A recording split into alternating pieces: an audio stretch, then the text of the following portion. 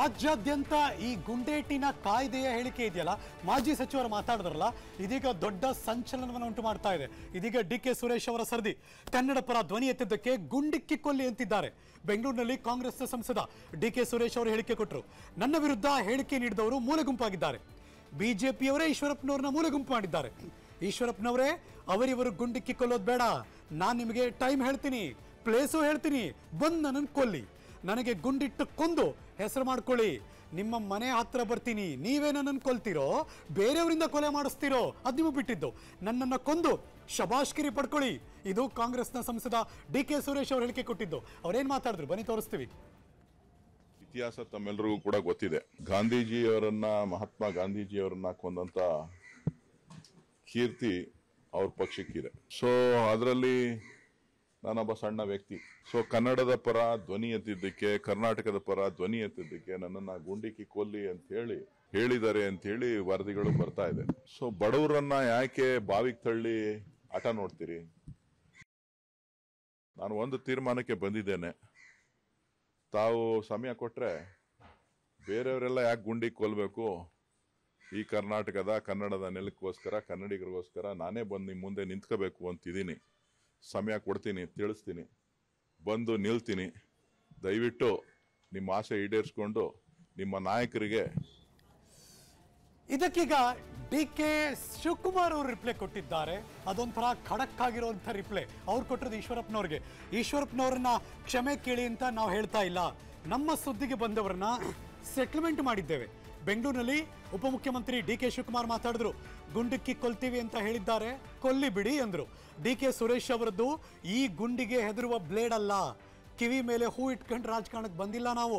ಈಶ್ವರಪ್ಪನವ್ರ ವಿರುದ್ಧ ಡಿ.ಸಿ.ಎಂ ಡಿ.ಕೆ. ಶಿವಕುಮಾರ್ ಕಿಡಿಕಾರದ್ರು. ಡಿ.ಕೆ. ಶಿವಕುಮಾರ್ ಅವ್ರ ಮಾತು ಹೇಗಿತ್ತು ಬನ್ನಿ ತೋರಿಸ್ತೀವಿ. ನೋಡ್ರಿ, ಈಶ್ವರಪ್ಪನ ಕ್ಷಮೆ ಕೇಳಿ ಅಂತ ನಾವು ಹೇಳ್ತಾ ಇಲ್ಲ. ಅವನ್ ಸೆಟಲ್ಮೆಂಟ್, ಒನ್ ರೌಂಡ್ ಸೆಟಲ್ಮೆಂಟ್ ಆಗಿದೆ. ಅಸೆಂಬ್ಲಿಲಿ ಏನೋ ಮಾತಾಡಿದ್ರು, ನಿಮ್ಗೆ ನೆನಪಿದ್ಯಾ? ನಮ್ಮ ಫಾದರ್ನೆಲ್ಲ ಪಾಪ ನೆನೆಸ್ಕೊಂಡಿದ್ರು. ಈಗ ಎಲ್ಲಿದ್ದಾರೆ ಈಶ್ವರಪ್ಪ? ಯಾರು ನಮ್ಮ ಸುದ್ದಿಗೆ ಬಂದಿದ್ದಾರೆ ಅವ್ರದ್ದೆಲ್ಲ ಒಂದೊಂದು ಸ್ಟೇಜ್ ಸೆಟಲ್ಮೆಂಟ್ ಆಗ್ತಾ ಇದೆ. ಅರ್ಥ ಆಯ್ತಾ? ನಾವೇನು ಈಶ್ವರಪ್ಪನ ಯಾವ ಸೆಟಲ್ಮೆಂಟ್ ಗುಂಡಿಗೆ ಕೊಲ್ತೀನಿ ಅಂತ ಕೊಲ್ಲಿ ಬಿಡಿ.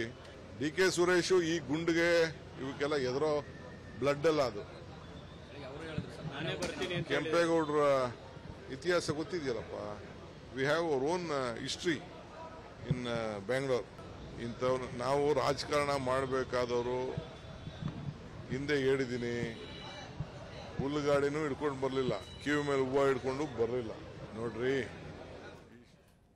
ಡಿ.ಕೆ. ಸಹೋದರರ ಈ ಮಾತಿಗೆ ಮಗದೊಮ್ಮೆ ಮಾಜಿ ಸಚಿವ ಈಶ್ವರಪ್ಪನವರು ಮಾತಾಡಿದ್ರು. ಜೊತೆಗೆ ಪ್ರಶ್ನೆಯನ್ನು ಕೂಡ ಕೇಳಿದ್ದಾರೆ. ಡಿ.ಕೆ. ಸುರೇಶ್ ಅವರೇ, ನಿಮ್ಮ ಮೇಲೆ ವೈಯಕ್ತಿಕವಾಗಿ ದ್ವೇಷ ಇಲ್ಲ, ನಿಮ್ಮ ಹೇಳಿಕೆ ಬಗ್ಗೆ ನಮ್ಮ ವಿರೋಧ ಇದೆ ಅಂದ್ರು ಈಶ್ವರಪ್ಪನವರು. ನಿಮ್ಮ ಹೇಳಿಕೆ ರಾಷ್ಟ್ರ ದ್ರೋಹ ಅನಿಸೋದಿಲ್ವಾ ಅಂತ ಪ್ರಶ್ನೆ ಮಾಡಿದ್ರು. ಡಿ.ಕೆ. ಸುರೇಶ್ಗೆ ಗುಂಡಿಕ್ಕಿ ಕೊಲ್ಲಿ ನಾನು ಹೇಳಲಿಲ್ಲ, ಕಾಯ್ದೆ ಜಾರಿ ಮಾಡಿ ಅಂತ ಮನವಿ ಮಾಡಿದ್ದೀನಿ. ದೇಶ ವಿಭಜನೆ ಬಗ್ಗೆ ಮಾತಾಡಿದ್ರೆ ಗುಂಡಿಕ್ಕಿ ಕೊಲ್ಲುವ ಕಾಯ್ದೆ ಬಗ್ಗೆ ಮಾತಾಡಿದ್ದೀನಿ. ಹೊಸ ಕಾನೂನು ತರಬೇಕು ಅಂತ ನಾನು ಹೇಳಿರೋದು ನಿಜ. ಸಂಸದ ಡಿ.ಕೆ. ಸುರೇಶ್ ಅವರು ಎಲ್ಲಿಗೆ ಬೇಕಾದ್ರೂ ಬರಲಿ, ಡಿ.ಕೆ. ಸುರೇಶ್ ಅವರು ಬರೋದಕ್ಕೆ ಸ್ವಾತಂತ್ರ್ಯ ಇದೆ. ಡಿ.ಕೆ. ಸುರೇಶ್ ಹೇಳಿಕೆಯನ್ನ ಕಾಂಗ್ರೆಸ್ನವರು ಒಪ್ತಾರಾ ಅಂತ ಪ್ರಶ್ನೆ ಮಾಡಿದ್ರು. ಸಂಸದ ಡಿ.ಕೆ. ಸುರೇಶ್ ವಿರುದ್ಧ FIR ದಾಖಲಿಸಬೇಕು ಅಂದ್ರು. ಶಿವಮೊಗ್ಗದಲ್ಲಿ ಮಾಜಿ ಸಚಿವ ಈಶ್ವರಪ್ಪನವರು ಮಾತಾಡಿದ್ರು, ಮತ್ತೆ ಪ್ರಶ್ನೆ ಮಾಡಿದ್ರು. ನಿಮ್ಮನ್ನ ಗುಂಡಿಟ್ಟು ಕೊಲ್ಲಬೇಕು ಅನ್ನೋಂಥ ಮಾತು ನಾನು ಎಲ್ಲೂ ಹೇಳಿಲ್ಲ, ಹೇಳೋದೂ ಇಲ್ಲ. ಆದರೆ ನಿಮ್ಮಂತೆ ರಾಷ್ಟ್ರ ವಿಭಜನೆ ಮಾಡಂತ ಹೇಳಿಕೆ ಕೊಡಂತ ದೇಶದ್ರೋಹಿಗಳಿಗೆ ಗುಂಡಿಕ್ಕಿ ಕೊಲ್ಲಬೇಕು ಅನ್ನೋಂಥ ಕಾನೂನು ತಗೊಂಬನ್ನಿ ಅಂತ ಪ್ರಾರ್ಥನೆ ಈ ದೇಶದ ಪ್ರಧಾನಮಂತ್ರಿ ನರೇಂದ್ರ ಮೋದಿ ಅವರಿಗೆ ನಾನು ಮಾಡಿರೋದು ಹೌದು. ಅನೇಕರು ಹೇಳಿಕೊಂಡು ಹೇಳಿಕೆಯನ್ನ ನಾನು ಹಂಗೆ ಹೇಳಿಲ್ಲ ಅಂತ ವಾಪಸ್ ಹೋಗ್ತಾರೆ. ನನ್ನ ಜಾಯಮಾನದಲ್ಲೇ ನಾನು ವಾಪಸ್ ಹೋಗಲ್ಲ. ನಿಮ್ಮನ್ನ ಮಾಜಿ ಸಚಿವ ಕೆ.ಎಸ್. ಈಶ್ವರಪ್ಪನವರ ಹೇಳಿಕೆಗೆ ಇದೀಗ ಹಾಲಿ ಮುಖ್ಯಮಂತ್ರಿ ಮತ್ತು ಮಾಜಿ ಮುಖ್ಯಮಂತ್ರಿ ಇಬ್ಬರು ಕೂಡ ರಿಯಾಕ್ಟ್ ಮಾಡಿದ್ದಾರೆ. ಸಿದ್ದರಾಮಯ್ಯನವರು ಮತ್ತು BS ಯಡಿಯೂರಪ್ಪನವರು. ಕೆ.ಎಸ್. ಈಶ್ವರಪ್ಪನವರ ವಿರುದ್ಧ CM ಸಿದ್ದರಾಮಯ್ಯನವರು ಗರಂ ಆಗಿ ಮಾತಾಡಿದ್ರು. ಕಾನೂನು ಏನ್ ಕ್ರಮ ತೆಗೆದುಕೊಳ್ಬೇಕೋ ಅದನ್ನು ತೆಗೆದುಕೊಳ್ಳುತ್ತೆ ಅಂದ್ರು. ನಾವು ಯಾವ FIRಗೂ ಎದುರಲ್ಲ ಅಂದ್ರು BS ಯಡಿಯೂರಪ್ಪನವರು. FIRಗೆ ಕಾನೂನು ರೀತಿಯಲ್ಲಿ ನಾವು ಕೂಡ ಉತ್ತರ ಕೊಡ್ತೀವಿ ಅಂದ್ರು. ಅವ್ರೇನ್ ಮಾತಾಡಿದ್ರು ಬನ್ನಿ ತೋರಿಸ್ತೀವಿ. ಈಶ್ವರಪ್ಪರು ಮಾತಾಡಲ್ಲಪ್ಪ, ನಾನು ಅವ್ರು ಹೇಳಿದ್ರೆ ಹೇಳ್ತಾರೆ. ಕಾನೂನು ಏನ್ ಮಾಡ್ಬೇಕು ಅದು ಮಾಡ್ತದೆ. ಈಶ್ವರಪ್ಪರು ಮಾತಾಡಲ್ಲಪ್ಪ, ನಾನು ಅವ್ರು ಹೇಳಿದ್ರೆ ಹೇಳ್ತಾರೆ. ಕಾನೂನು ಏನ್ ಮಾಡ್ಬೇಕು ಅದು ಮಾಡ್ತದೆ. ಈಶ್ವರಪ್ಪರು ಮಾತಾಡಲ್ಲಪ್ಪ, ನಾನು ಅವ್ರು ಹೇಳಿದ್ರೆ ಹೇಳ್ತಾರೆ. ಕಾನೂನು ಏನ್ ಮಾಡ್ಬೇಕು ಅದು ಮಾಡ್ತದೆ. ಸಿದ್ದರಾಮಯ್ಯನವರು ಏನ್ ಬೇಕಾದ್ರೂ ಹೇಳಿಕೆ ಕೊಡ್ತಾರೆ, ಮತ್ತೆ ಅವ್ರು ಹೇಳಿದ್ದೆ ಸರಿ ಅಂತ ಹೇಳುವಂತ ಸಾಬೀತು ಮಾಡೋ ಪ್ರಯತ್ನ ಮಾಡ್ತಾರೆ. ಕೇಂದ್ರ ಸರ್ಕಾರ ಯಾವ್ಯಾವ ರಾಜ್ಯಗಳಿಗೆ ಏನೇನು ಕೊಡಬೇಕು ಅನ್ನೋದನ್ನ ಆ ಕಾನೂನು ಚೌಕಟ್ಟಲ್ಲಿ ಏನೇನು ಕೊಡಬೇಕು ಅದೆಲ್ಲವನ್ನ ಕೊಟ್ಟಿದೆ.